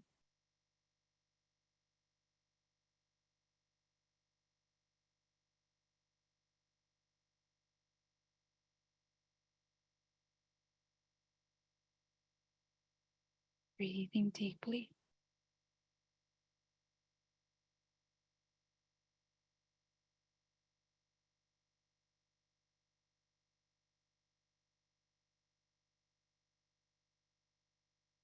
Okay, so now we are in reading state. Go ahead and visualize seeing your seventh and your eighth. Go ahead and activate the seventh and eighth. And I want you to put your creative color into your crown. Go ahead and see that now. Put that into your crown chakra as you go into the eighth chakra. And you're going to fill it in with this color. This is the color of your highest vibrational frequency.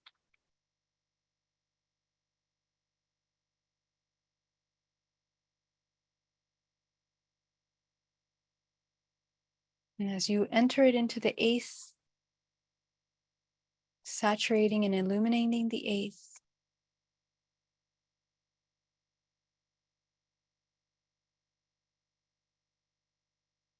you're going to take that down into the seventh.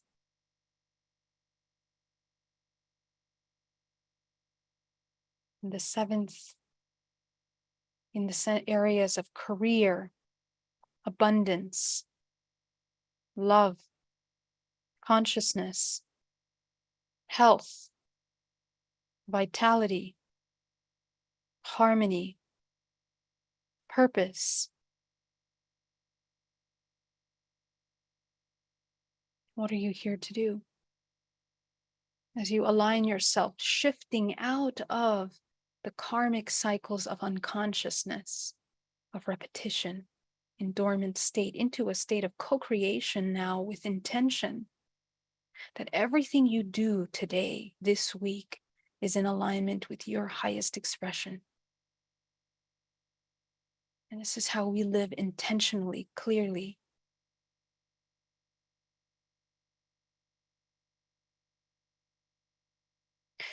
Excellent work. We're going to go deeper. I want you to visualize from the center of the earth a powerful wave of green life force that comes rushing up into the field, creating a vortex of energy. Go ahead and pull that beautiful green life force.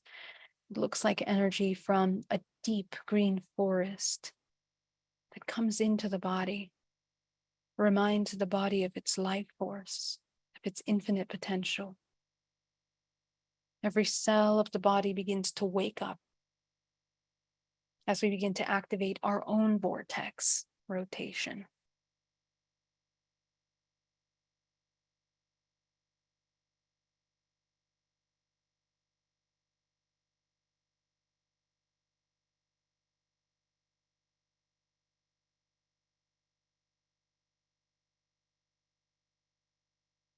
From source, bring down that golden wave of cosmic energy. It comes down through the crown of the head, combining with this green earth energy. As you combine cosmic and earth energy, the particles from which we are made of, that unite us as one. And as you begin to mix these, neutralizing the layers of our body, the 13-dimensional layers, anything we missed, anything hidden in the subconscious mind or stagnant within the field, begins to become released. Allow yourself to let go.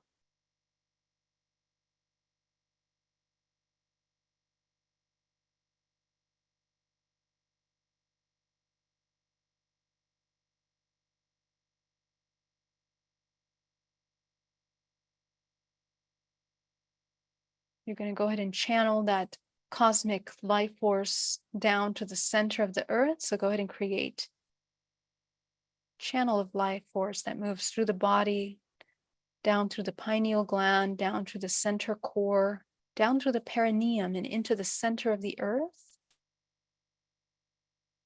As we together, all of us internationally that are here on this call, there's over 300 people on this call right now,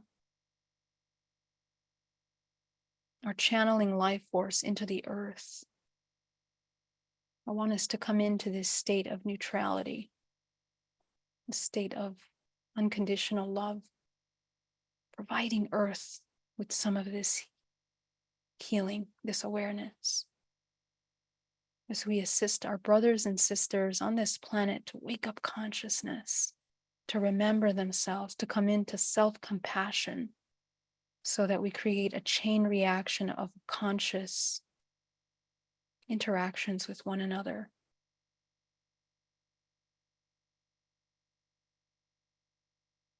Helping those that feel lonely to remember their connection to the whole, and to remind any aspects of our own self that have been fragmented, abandoned, that are in the shadows that we reject and fear to see, to bring into the light. Let's go ahead and shine light on all of our shadows that we have yet to observe. Feeling safe.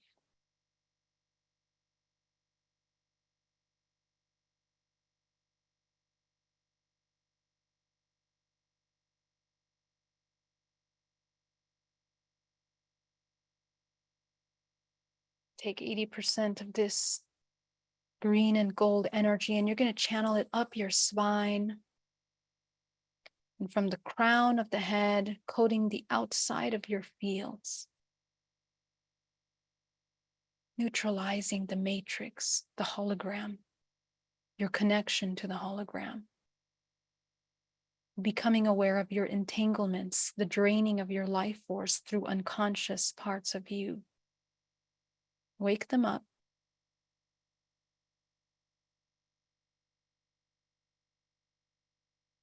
Calling back your life force,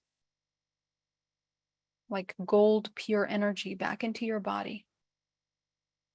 Nourishing, healing, rejuvenating, and restoring your body.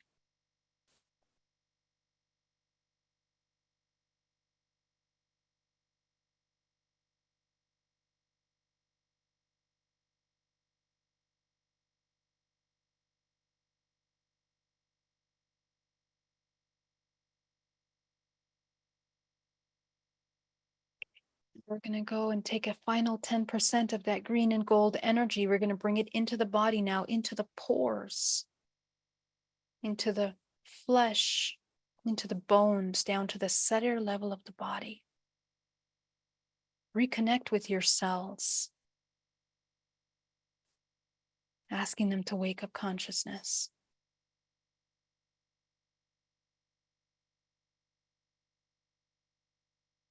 Direct this life force to any parts of your body that require healing, that require love.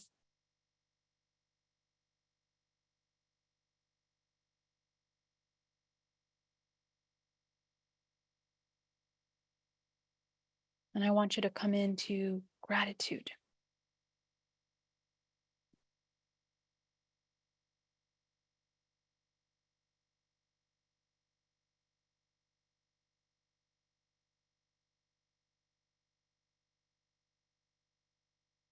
Coming into a state of beginning to connect with the main organs of the body.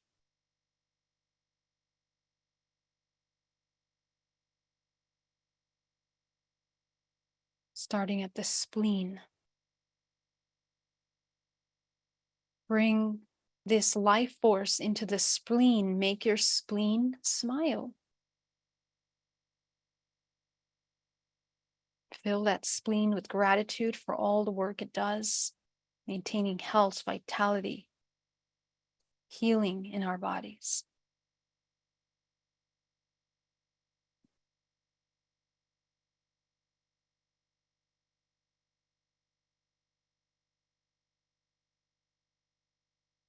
Bringing this spleen into a state of joy.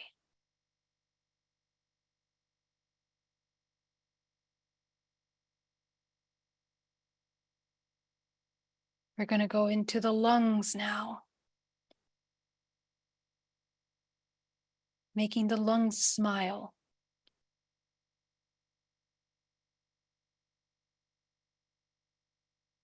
When we smile, we can work together.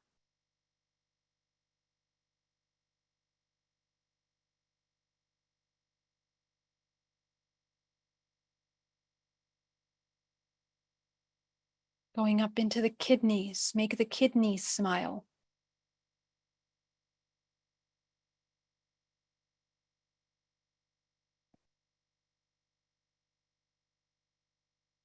Feeling deep gratitude.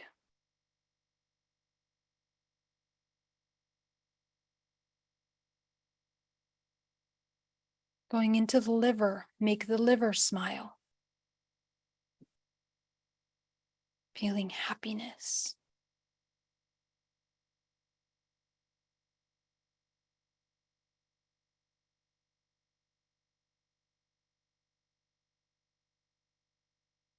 Going into the heart, making the heart smile. Feeling joy. Bring that joy.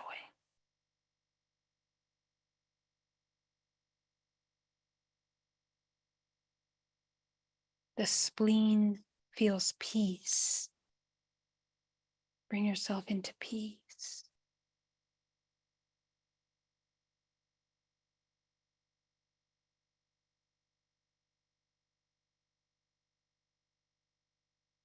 The lung feels appreciation.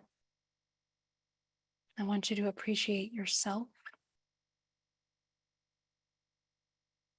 And I want you to fill your body with this appreciation. This is a potent doorway into source energy into the body.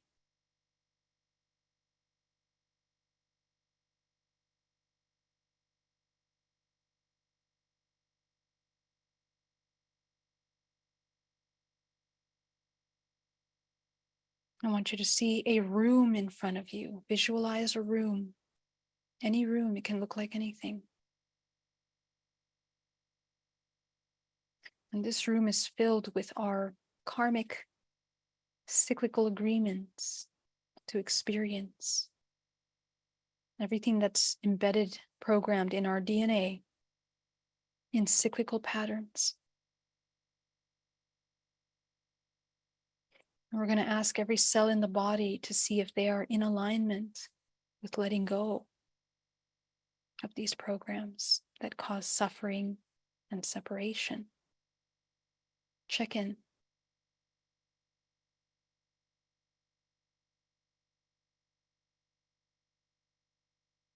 Any part of the body that resists or is fearful, give it what it needs.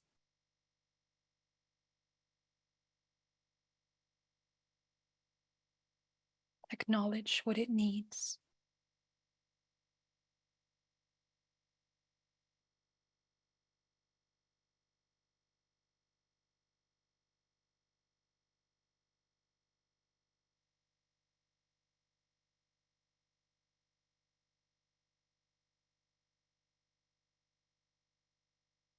And as you begin to observe these agreements, I want you to shine your crown light, which is a combination of your 7th and 8th chakra, on top of these agreements. And you're going to gently dissolve them, neutralize them, so that we may learn the lessons through neutrality.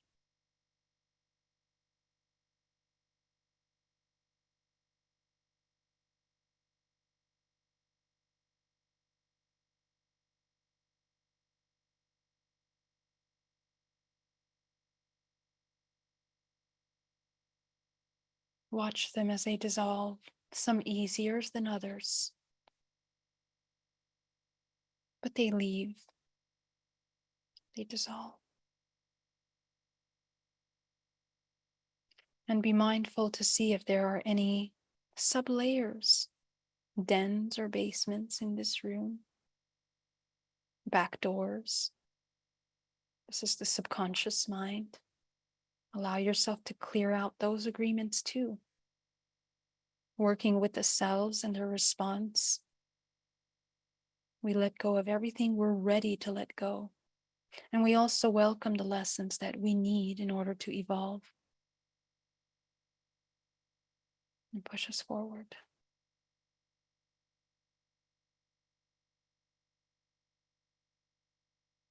Dissolving all those agreements. As you see the room becoming emptier and emptier, I want you to take your crown chakra light and you're going to fill this room with this color. And we are working now in the Akash. As we set the intention that we enter into a state of neutrality in all dimensional layers. Fill that room with your crown color. Allowing us to navigate, to become lucid and sovereign.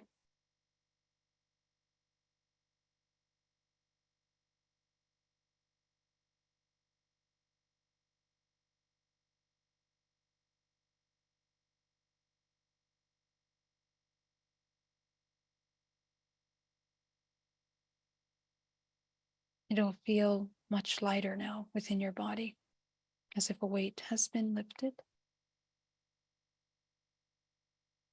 I want you to go into another room now. Go ahead and leave that room and you just visualize going down a hall into another room. And as you open the door, you begin to see a room filled with shadows.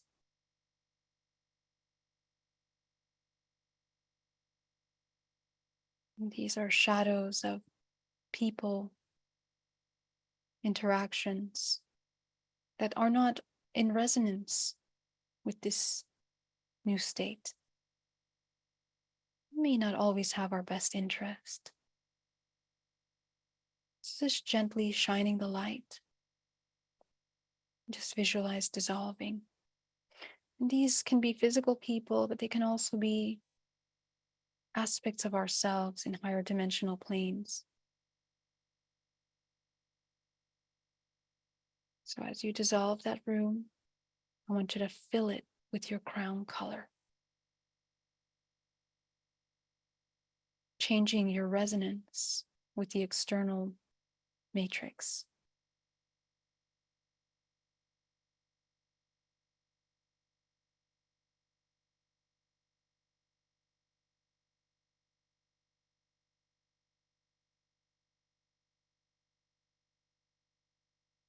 Breathing.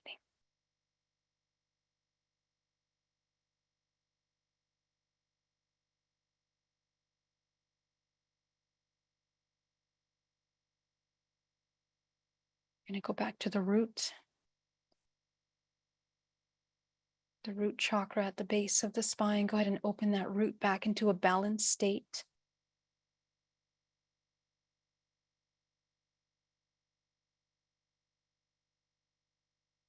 I want you to observe the root chakra for any pictures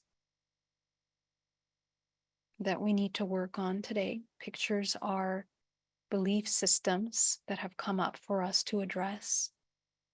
Just look around your field for any pictures.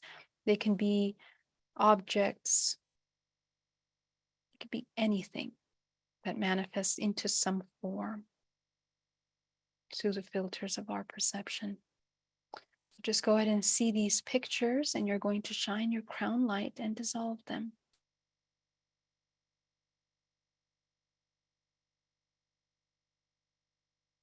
Accessing another layer of our healing and expansion.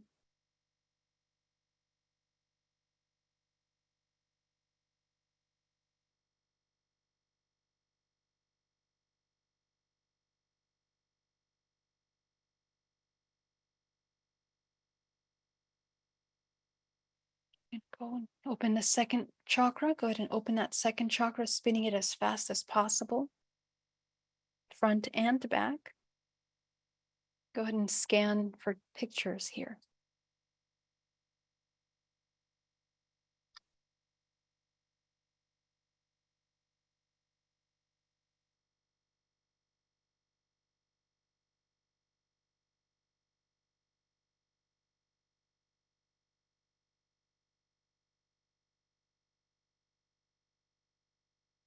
Clearing them. Go up into the third layer now. You allow yourself to open the third layer, third chakra, back into a balanced state, front and back.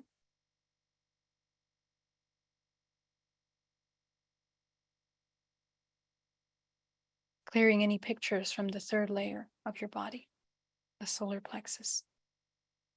This is a great way to release any kind of suppressed anger programs.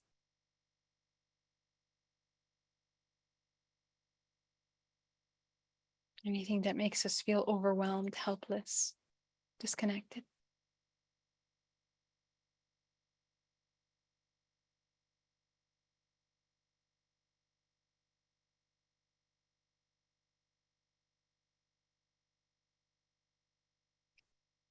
We're going to go up into your heart now. Go ahead and scan the heart chakra, removing any pictures here that don't allow us to love ourselves, to feel worthy, to accept ourselves, to be able to tune in to unconditional love, where we see all things as a part of ourselves, as an extension of ourselves.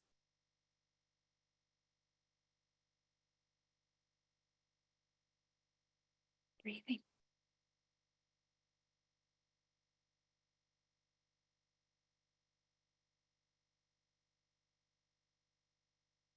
You're going to open your throat chakra now. Go ahead and clear out any pictures here. Keep us in dualistic perceptions, limiting perception. Don't allow us to speak our truth, to express, ask for our needs to be met.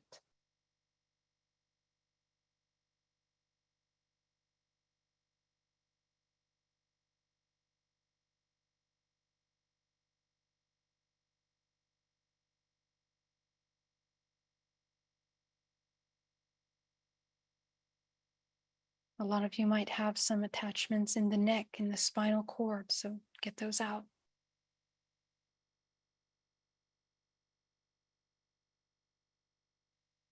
If anything feels difficult to remove, you can visualize a vortex of violet light that literally comes in and draws it out of the body.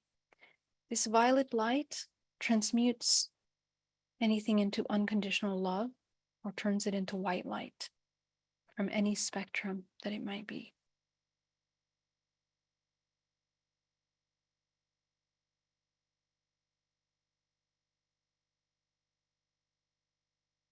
Some of the attachments might be interconnected to more than one of the systems and chakras in the body. That's okay, take your time.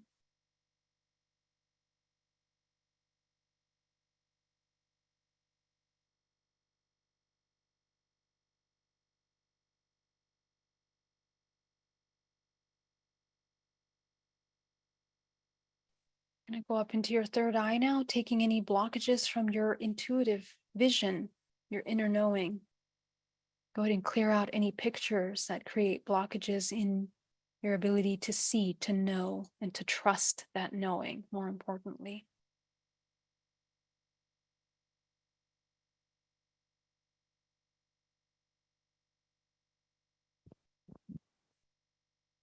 Very good. We're going to go up into your seventh chakra, activating the seventh.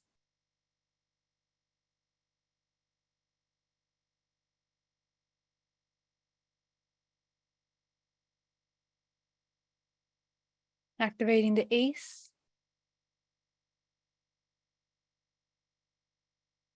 Activating the ninth.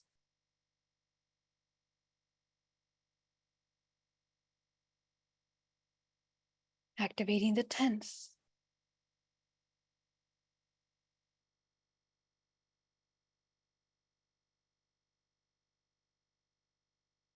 Activating the 11th.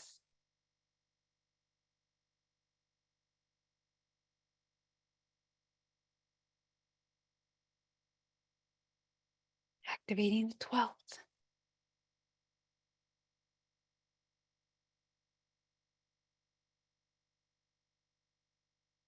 Activating the 13th.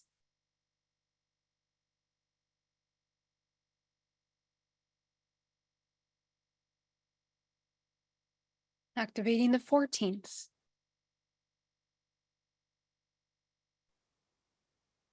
The 15th. The 16th. The 17th, you'll notice the body coming into even deeper states of calm and awareness and observation. Activating the 18th. The 19th.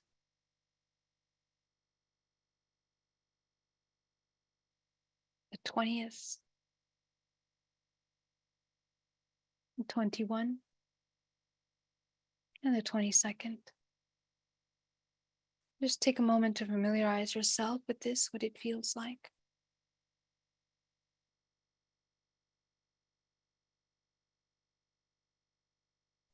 And as you see the white light above you, go ahead and bring that white light down into your body's source. This is who you are. You are infinite potential. You are unconditional love. You are the white light. As you bring that white light down into your body, notice the shift in the way that you feel the energies from the highest into the most dense parts of your own body. Anchoring and activating the pineal gland. Activating and opening the chakra in between the heart and the solar plexus. Bringing that white light into that chakra. Connecting the upper and the middle dantian. And going down into the perineum. Connecting with the lower dantian. Connecting down into the center of the earth.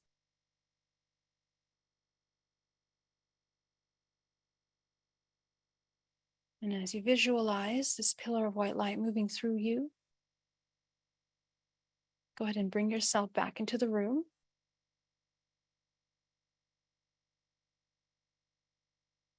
And as you open your eyes, I want you to continue to see your grounding cord, continue to see your field, 13 layers, and your connection to source. And see if you can see up until the 22nd with your eyes open.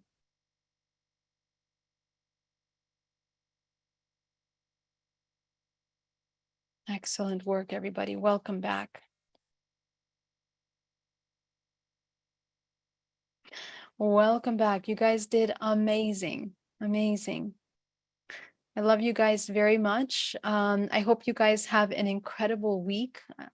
And does anybody have any final questions? Okay, in the chat, I'm just checking over here.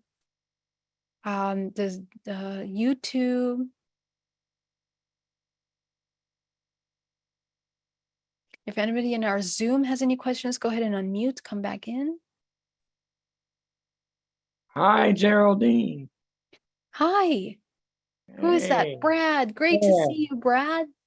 Oh, I'm glad I was able to catch one of your Zooms because I usually participate on YouTube and I can't speak verbally. Oh, yeah, I'm so glad you did.